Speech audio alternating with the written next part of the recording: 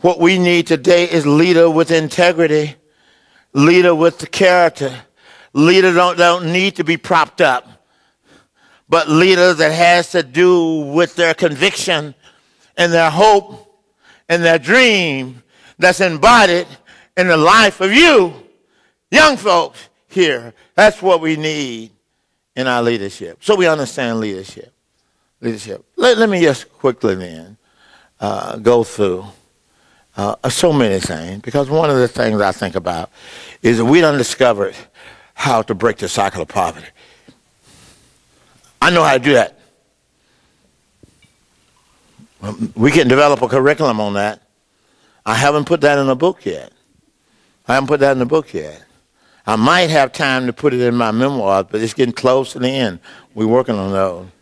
But we know how to break the cycle of poverty. And maybe I should do that and call it the evening. What are the basic ingredients to go into breaking the cycle of poverty? And then I call it for the evening. Because you leadership now, what we're doing now and what John is helping me do, we are putting my leadership talks, and that's what I'm thinking about day and night. We're putting them into a series of tapes. And you don't do nothing by one tape. You need to do a series, a package, so you can have enough content to achieve what you want to do. And so we are putting my leadership tape into 6 packages. And so when people can get together as groups and do them, and of course you can use them as teaching material, you know. But let me just do this, and all American teachers got to have 4 points. So I got to give you 4 points to go home with. And so I'm going to make these 4 points tonight. What you're going back to do is to break the cycle of poverty. Break the cycle of victimization. Of just faulting other people and being satisfied with that. That's this deal today. All around my center, I go around and I say to somebody today, there's some paper on the ground, and they'll say, I didn't put it there. They missed the question. The question was, we don't want the paper there. And because I didn't put it there, it's okay to be there. That's the kind of world we are living in today. We live in a world without passion, without vision for our society. That's what you're going to go back to in your neighborhood.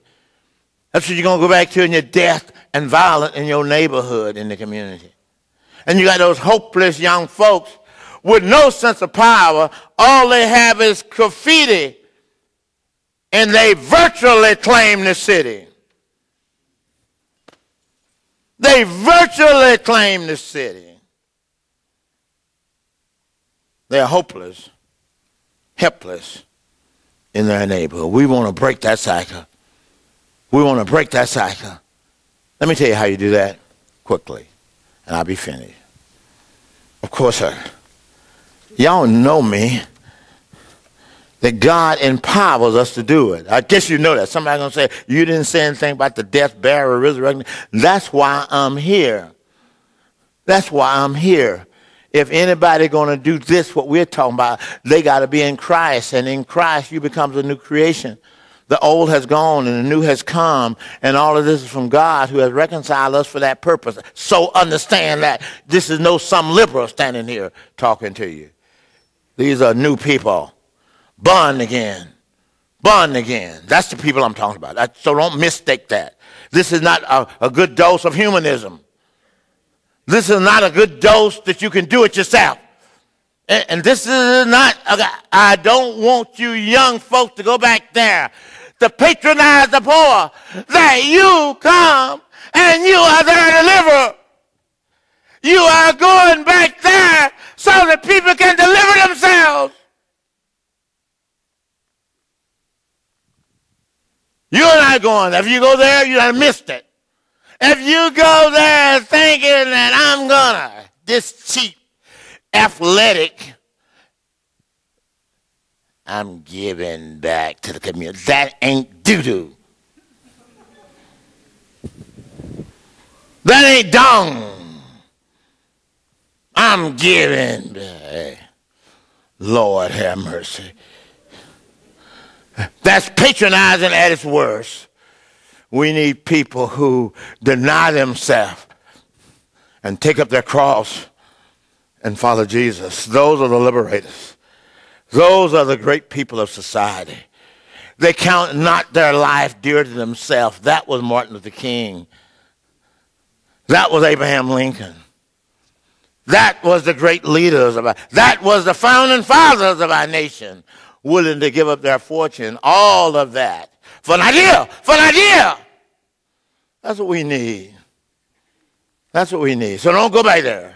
I could have took that. Why the community needs you? That God can tell you just like he told Esther. Just like Mordecai told Esther, don't go back there thinking that you are ice cream for the people.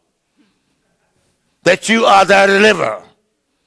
Mordecai said to Esther, if you hold your peace at this time and don't act, he said deliverance is going to come to us from some other way.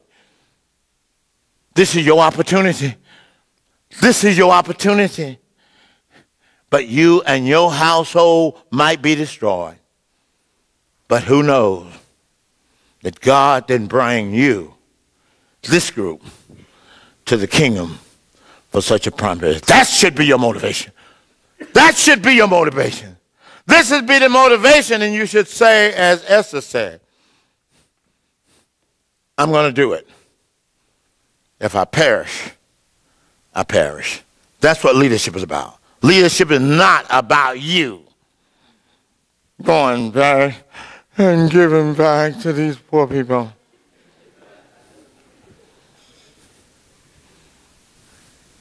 You don't have that in mind.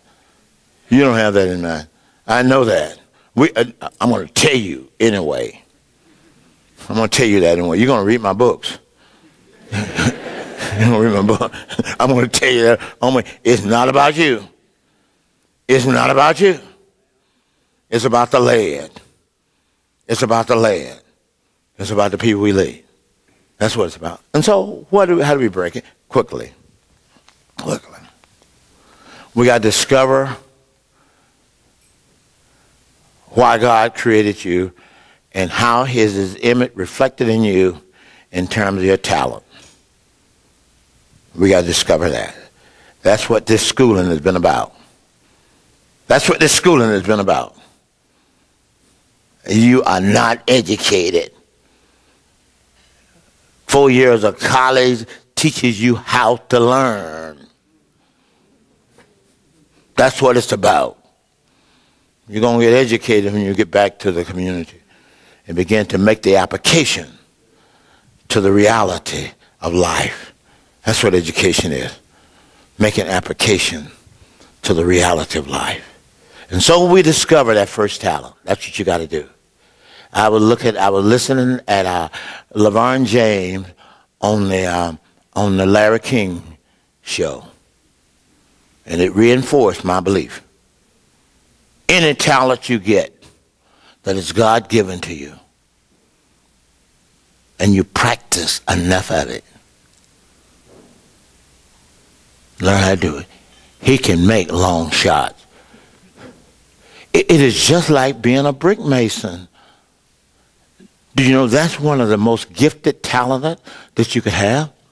You can get that brick, that mortar, and put it on them bricks, and if you don't have that slight, it won't stay. But there's a little slight you get. And those guys make $150 an hour. You get that deal? It don't make no difference what talent it is. Don't make no difference. Don't make no difference. I know those guys that made that soap. It's DeVos. He's one of the wealthiest men in the world making soap. It don't make no difference. Discover why God created you. That's number one. That's number one. Number two, once you discover that, you got to nurture a strong vision for that. A strong vision.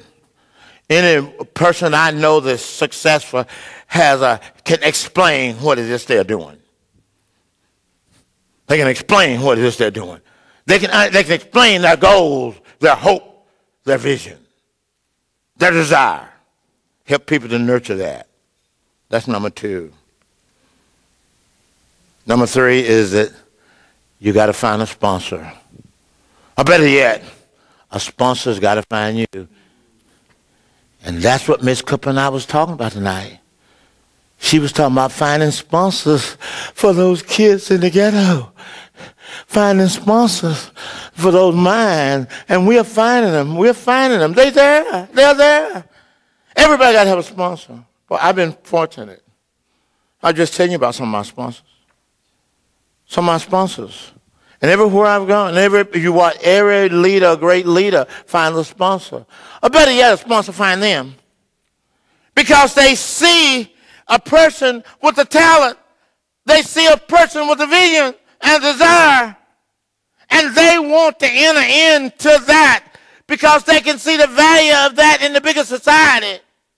Everybody is, but you're not alone. You didn't pull yourself up by your own bootstraps. I'm not here outside an old white Presbyterian man, 70-year-old guy, got me and taught me theology. Theology.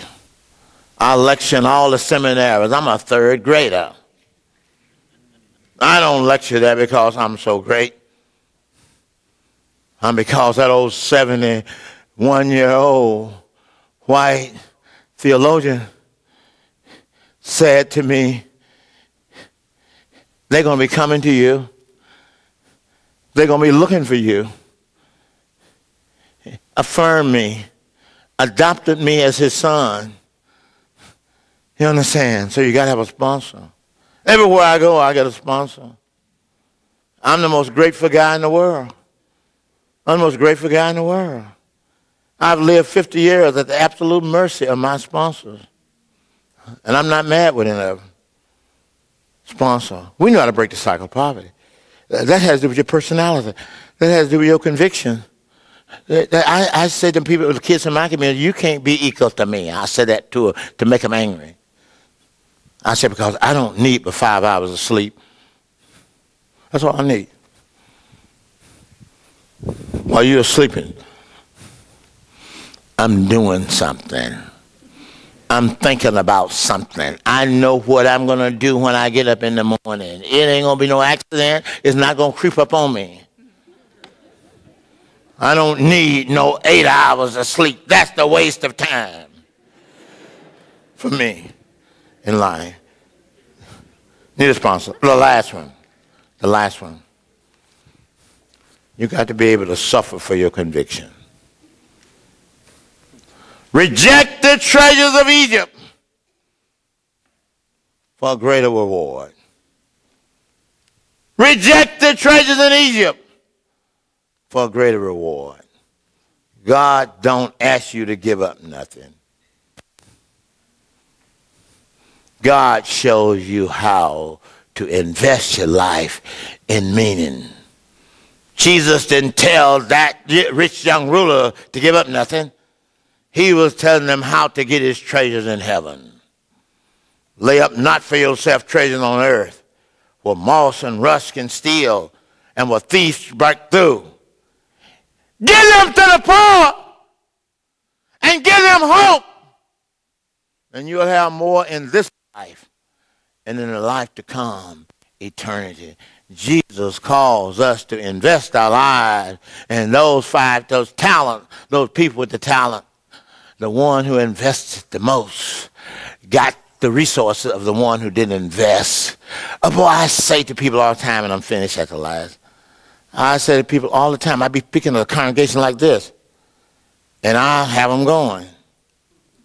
And then I say, Jesus said, if anyone come after me, let him deny himself and take up his cross and follow me. It looked like I threw a roach in the punch bowl.